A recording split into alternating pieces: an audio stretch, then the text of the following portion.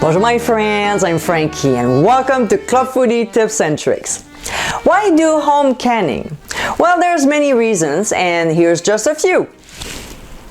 Buying fresh fruits and vegetables at their peak is cheaper. This is a way to save and enjoy them all year round. There's no preservatives, which is a big plus. If you do own a garden, this is the perfect way of not wasting any produce. There's also the personal satisfaction. And what about gifts? You'll be surprised how many people enjoy receiving these little jars as a present during the holidays. When is the best time to do home canning? The popular season to do it is at the end of the summer when most fresh produce is available.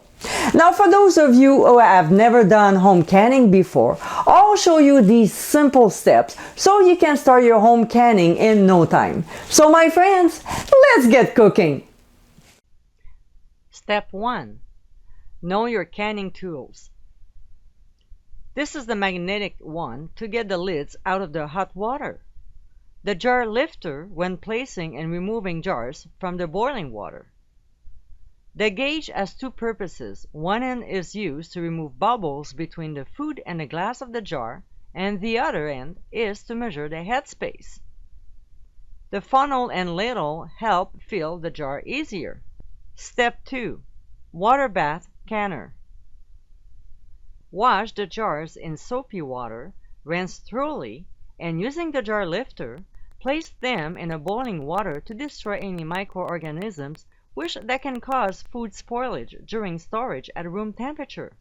I like to process mine for a good 15 minutes, although I don't live in a high altitude.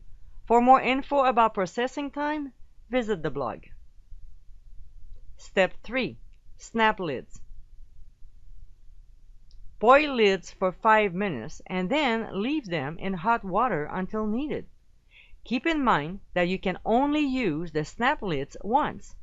If you have unused ones, dry them off and keep them for the next canning session. Step 4. Filling jars. Using the jar lifter, remove jars from the water bath. Invert them on a tray to drain any excess water. Filling one jar at a time, place the funnel in the sterilized jar and use a ladle to fill it. Use the gauge to dislodge any bubbles by sliding it between the food and the glass. Use the opposite end of the gauge to measure the appropriate headspace.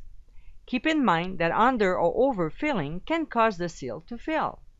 For more info on which food type requires a certain headspace, visit the blog. Step 5. Closing jars. Before closing the jars, make sure to wipe the rim from any stickiness. Using the magnetic one, place the snap lids on the jars. Then apply the screw band and just finger tighten them. If you over tighten, this can prevent proper sealing. Step 6. Process filled jars. Using the jar lifter, transfer the jars in a boiling water bath.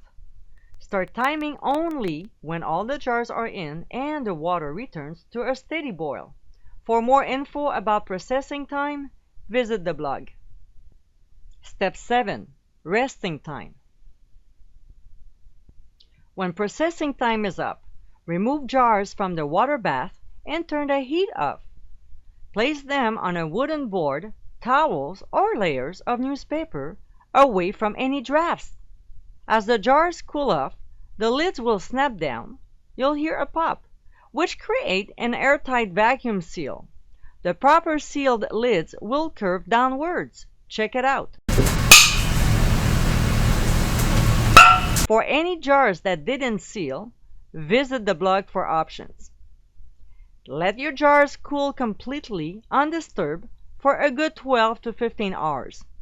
You can remove the screw band if you like, but if you leave them on, take them off, wipe them very well so they don't rust, and put them back on loosely. Label your jars and write down the date, then store them in a cool, dark place. As you saw in this video, it's not complicated to do home canning, and hopefully you'll start doing it soon. So my friends, I hope you enjoyed tips and tricks of the day, and for more info, visit clobfoody.com. Until next time my friends, bon appétit!